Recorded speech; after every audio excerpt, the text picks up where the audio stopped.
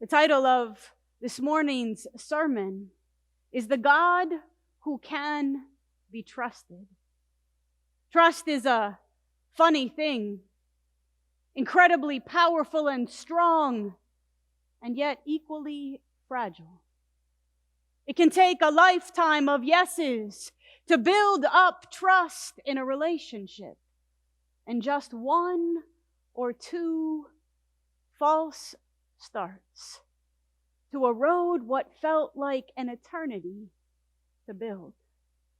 And so when we talk about our journey with Jesus the Christ, when we talk about our relationship with God, the issue of trust is of deepest importance. If we trust God, we are willing to walk with Him. But if we are afraid and find God to be unstable, unsteady, unjust, and not present, it is harder and harder and harder to hold on to faith. I was recently reading an article by Carey Nieuwhof that talks about what he calls a growing number of faithful Christians who, after a season of faith, have literally come to a place where their faith has not withstood the questions they ask, and they have walked away. We've spent the last 3 Sundays looking at individuals like Mary and like Peter who wrestled deeply, asked hard questions, but somehow managed to still hold on to Jesus' hand. Yesterday and on Friday, our youth ministry, as part of the Greater Gaithersburg Youth Ministry, engaged in a retreat. And I want to just give a little shout out to Pastor Tammy Brantley, to Susana Quintanilla and Sarah Segura, our youth coordinators. This retreat was an amazing gift. And one of the first times ever, Pastor Tammy had youth gathered from all 3 participating congregations, plus, by the grace of God, and a donation of someone who gave us resources to purchase tablets for young people in Cider Mill apartments who did not have internet access. We had community youth engaged in this retreat virtually as well. The featured presenter was Dr. Yasmin Bradshaw. I know nothing about Dr. Bradshaw other than the workshop that she gave. And her focus for our young people was on mental health. The title of her final sequence was A Place for My Tears. And Dr. Bradshaw faced courageously a screen full of teenagers and suggested that each one of us has walked through dark valleys, moments when we did not trust ourselves, let alone anyone else. And she called upon our youth to promise one thing. Promise you will not make eternal decisions in the moment that you feel most afraid. She was engaging youth around the topic of mental health and suicide, something we know that is present and prevalent among our youth and increased by the pandemic pressures. Dr. Bradshaw said, even when all of your life circumstances in one particular moment seem to suggest that no one is worth trusting, including God, don't make a choice in that moment. Just hold on. Hold on, and if you can muster the faith, ask that God would send you someone to reach into the darkness and hold your hand. Sometimes we stand in hard moments when we can't even muster trust in God. And in those moments, if we make life decisions based on what we feel and see around us, we miss the power of God. Now you and I know that in those moments the angels have to walk very gently. Often too many words is as overwhelming as the darkness of loneliness. In those moments, a diatribe and a discourse on the faithfulness of God is often not what we need in those moments, and you know it like I do, those moments of deepest need. We just need the whisper of an angel wing and the sense that there is a hand to hold. I'm grateful that we have a youth ministry that is seeking to be that hand of Christ for our young people. But they are not the only ones who come to moments where they deeply need to be reminded that God is trustworthy. The power of the stories that were just read from the Gospel of Matthew and the Gospel of Luke is that they point to a convergence of events and feelings and occurrences that are so overwhelming to our senses, it is hard to sort them through. It actually makes me think of the process of giving birth when I was in labor with Sophia. Edgar has this wonderful explanation, being a father on the outside and just saying, I can't describe to you what it was like, but there was just this spinning of sounds and smells and possibilities. And all I saw was Edgar's head shrink against the wall and the nurse cry, "Father, down." I think this occurrence where Jesus is literally before Pilate and the crowd and then making his way to the cross is so full of so many elements that there's no way to sort through all that is being experienced. And of course, that is often how it feels in the hardest of moments. That's why a rational defense is not often the angel we need.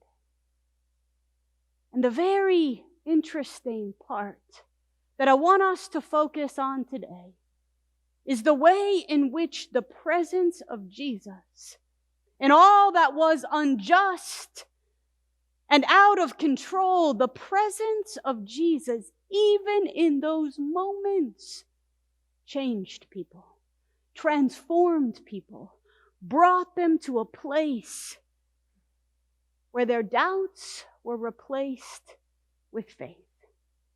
If we go back to the Gospel of Matthew, the 27th chapter, we see this ugly way in which Pilate is almost begging the crowd to see the fact that Jesus is innocent.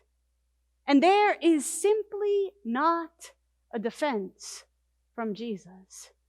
There is that old African-American spiritual that says Jesus never said a mumbling word. There is the reference to Isaiah, the prophetic passage in which it speaks about this Lamb of God that never opens his mouth. But somehow in that moment, Jesus seemed to know that the greatest defense of who he was his quiet presence and not an argumentative spirit. Pilate asks them again and again, "Show me what he has done." Pilate's wife sends him word, "Please, I've been awake all night in a dream. I know that you are not supposed to take the life of this innocent man." Pilate thinks that maybe by entering into this negotiation, tell me who you want, this known criminal and murderer who was part of an insurrection, or Jesus, the supposed Messiah. Just pick one, assuming they wouldn't want the murderer. But they ask for Barabbas to be released, and they ask for Jesus to be crucified. Pilate even goes so far as washing his hands of this innocent blood, hard to believe and wrap his head around the intensity of this crowd and the injustice around. And then, as Andy Stanley says, the injustice moves from institutional and loud crowds to personal. In Matthew 27:28, they'd stripped him of all his clothes. They put a robe on him to mock him. Mockery and sarcasm, some of the most biting and painful ways in which we engage each other. They twist a crown of thorns and put it on his head. They put a reed in his hand and begin to hit him on the head. They spit in his face. And after all of that, they pull off the robe, put his own clothes back on, and lead him away to be crucified. There is an ugly injustice that is present. And all the while, Jesus is silent. All the while, Jesus is present, but not a part of the hatred and the emotions and the anger. We look at the Gospel of Luke, we get a few more insights into the story. It's not just Pilate who's engaged in this, but it's Pilate who sends Jesus to Herod as this almost ping-pong ball back and forth between high government officials. And neither Herod nor Pilate can find anything to accuse him of. Herod, it tells us, in Luke 23, verse 8, was glad because he had been waiting for a long time to see this Jesus. He was hoping that Jesus would perform such a sign, perhaps like Judas, who believed that by betraying Jesus, he would force his hand and require Jesus to use all of the power he had used in miracles to take on the Roman authorities. But Jesus refused to use his power to perform some sign. He calls all the chief priests together, tells him again and again, I'll just beat him and send him away. But not even shame and public beating is enough. The people want to watch him suffer. And so after the third time that Pilate in Luke's gospel asks to just send him away, it says in verse 24, he gives his verdict that their demand would be granted. He releases the man they asked for, the one who had been put in prison for insurrection and murder, and he hands Jesus over as they wished. Andy Stanley suggests that among all of the other things that we can learn from the crucifixion of Jesus Christ, among all of the parts of the story that pull at our heartstrings, there is a continuing narrative that points to the fact that who God is not defined by the injustice and the circumstances that surround Jesus.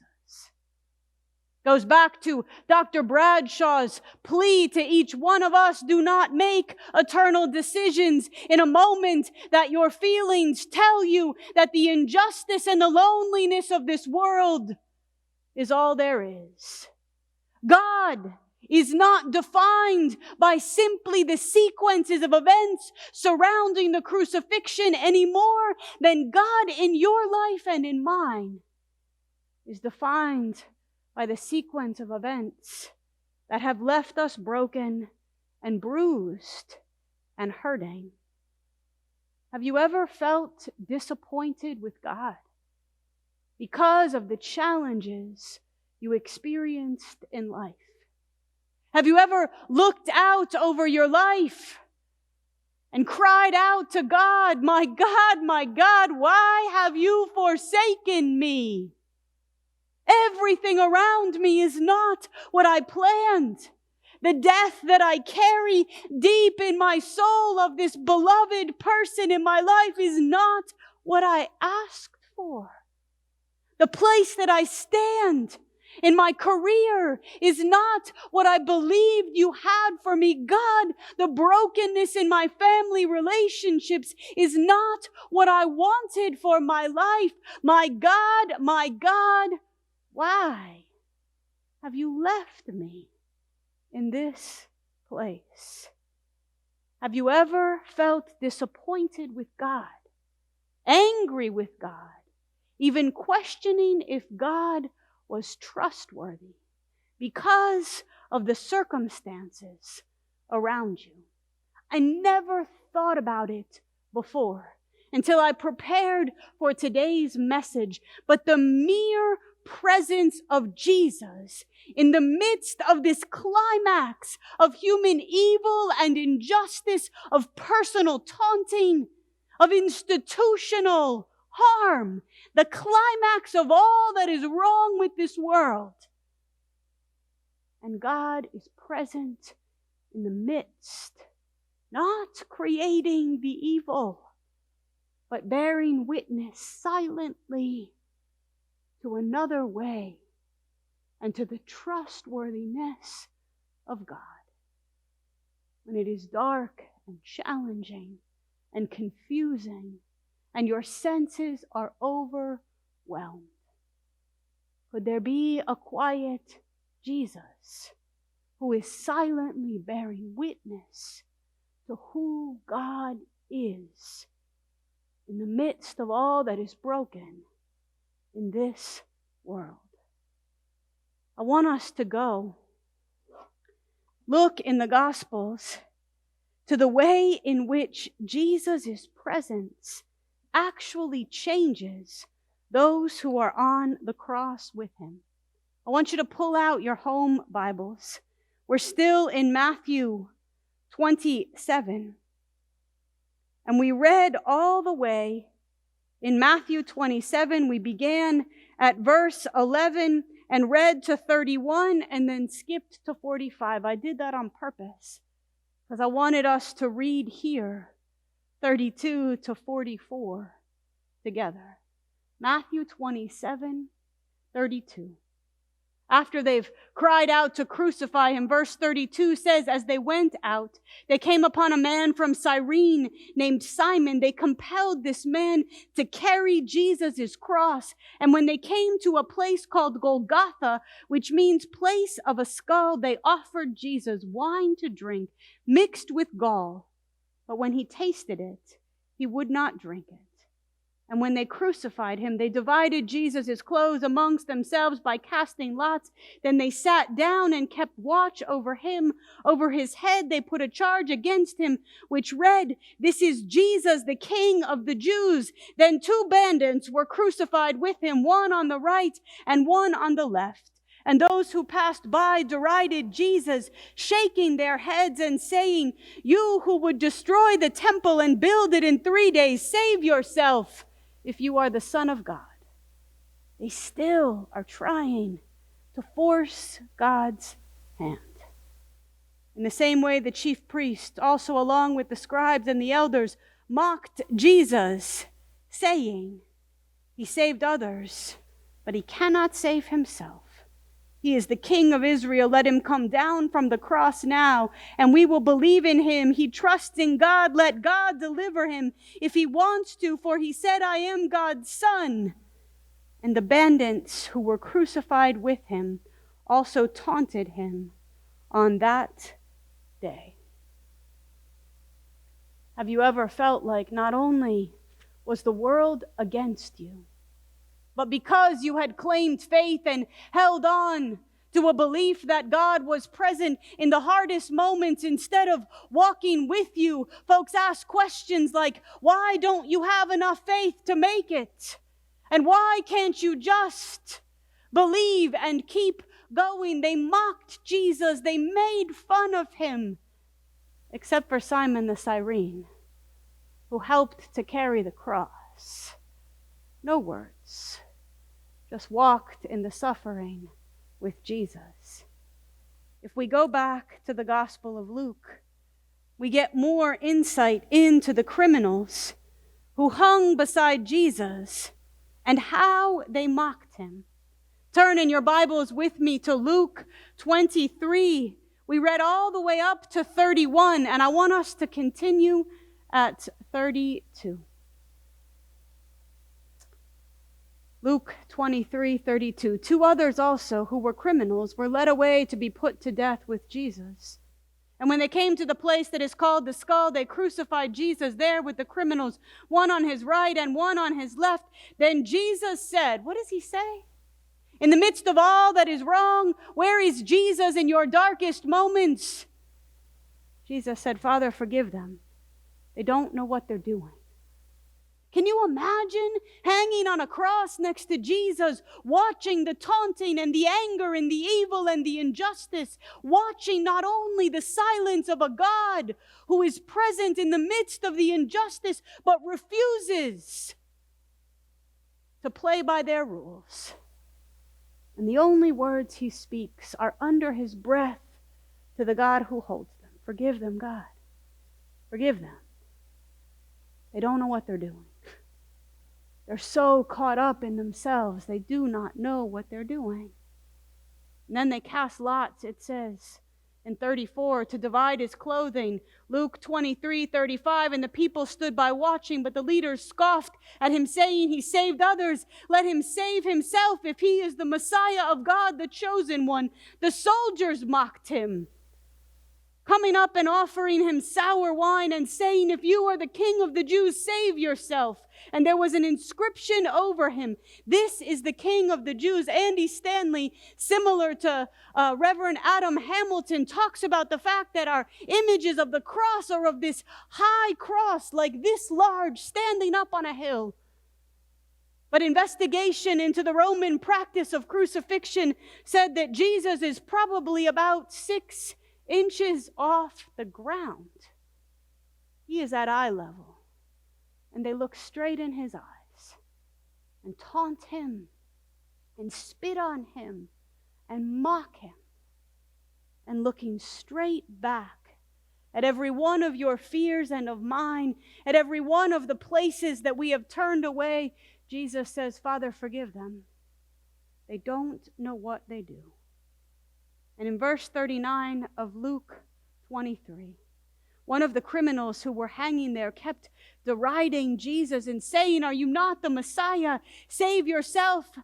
But the other rebuked him, saying, do you not fear God, since you are under the same sentence of condemnation? And indeed we have been condemned justly, for we are getting what we deserve for our deeds, but this man has done nothing wrong. In that moment, hanging on the cross, the grace and the love and the presence of Jesus. No word but, Father, forgive them. And the hearts of one of those criminals is changed. And he says, Jesus, remember me. Whoever you are, remember me when you come into that kingdom. Like Dr. Bradshaw says, in those moments where the world goes dark and the pandemic is more than we can handle, and we want to make rash decisions, not even just decisions about life and death, but rash decisions about who we will cut out of our life and who we will keep in and where we will go next in those moments. What if we knew God was right beside us, not creating the brokenness, but walking with us? Dr. Bradshaw says many times in those moments, we turn to God and say, I don't even know where you are, but remember me. Hold me. Steady me. Don't let me go. And Jesus does. He remembers the thief who dies on the cross and promises him that he will be with him in paradise. He remembers you and I in those hardest of moments and promises us that God is trustworthy and worth our love, even when the world leaves us broken. I would imagine the thief assumed that he wasn't worthy. I would imagine that the thief looked out at all of this anger hurled at Jesus from himself even. He goes from mocking, "How dare you be up here with me and claim that you have this power and not get us down?" to transformation by the graceful presence of God. He may not have felt worthy, but there was something about the grace of God that called him in. Carrie Nieuwhof says, when we get to the edge of wanting to walk away from faith, why do we ever think judgment will bring someone home? Why do we ever think accusation will pull them close? Why do we ever think anything but the grace and love of God would call them home? Because isn't that what has called you and I? Isn't that what has called you and I? And so this thief, and sometimes we miss it, this man hanging on the cross, condemned to die, who does die? Dies a painful and shameful and long and horrible death alongside Jesus the Christ, this man who dies, who has no ability to turn his life around and bless somebody else with his story. This man who dies on a cross next to Jesus reminds us that in our darkest moments, the suffering of this world does not define who God is and does not have to define us. I want to close by looking at what happens at the end of Matthew's gospel. After all that we've read and seen, all of the sights and sounds of this horrible crucifixion, there is something remarkable that happens there. Jesus is hanging on the cross, and there's one more person who is converted by the presence of God in the midst of suffering. Matthew 27. It tells us in verse 45, Matthew 27:45, there's darkness that settles. At 3 o'clock, Jesus cries out, my God, why have you forsaken me?" The bystanders hear it. They think he's calling to Elijah. They run to get him a sponge filled with sour wine to numb the pain. He refuses this.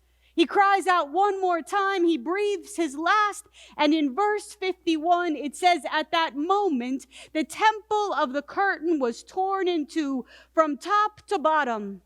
The earth shook, the rocks were split, the tombs were opened. Literally, eternal life and resurrection, like Lazarus, happens on a massive scale. They come out of the tombs, the dead. They enter the city. They appear to their beloved. And when the centurion and those who were watching over Jesus saw the earthquake, saw the dead raised, saw what took place, they said, truly, this man was God's Son. Truly, the way that he lived, the way that he died, and the way in which he used his power to triumph over death bears witness to who God is. This temple that had this large curtain divided the presence of the holiest of holies from the rest of the people. And this temple curtain was torn in two. An incredible symbol of the separation between God and humankind forever changing. Like Dr. Bradshaw said, in those darkest valleys, we convince ourselves that the injustice and the suffering and the brokenness around us is God. And we let it keep us from God's love. But when Jesus Christ on the cross triumphs over not just death, but the ugliness of the injustice and the brokenness, that separation is forever breached. And you and I, even if it's in a quiet, simple way, can feel the hand of Jesus as we walk that road. It matters that the thief on the cross knew that God could be trusted in the moment that injustice took his life. And it matters that the power of God, the power Judas wanted to overthrow Rome, was used to rip the temple curtain and to raise the dead to life. God can be trusted, but we must walk gently, kindly, lovingly, faithfully, one with another. Jesus, remember me when you come into your kingdom. Shine, Jesus, you shine for all the world to see. You are glorious. Shine, Jesus, you shine for all the world to see. You are glorious. We say, shine, Jesus, you shine for the world to see. You are glorious. God,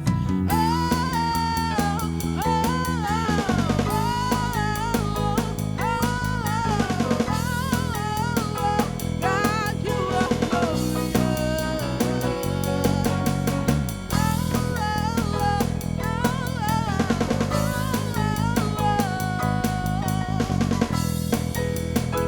God, you are glorious.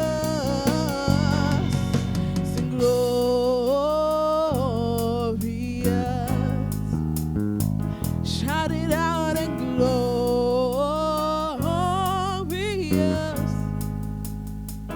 Make it loud and Jesus, we shout your name.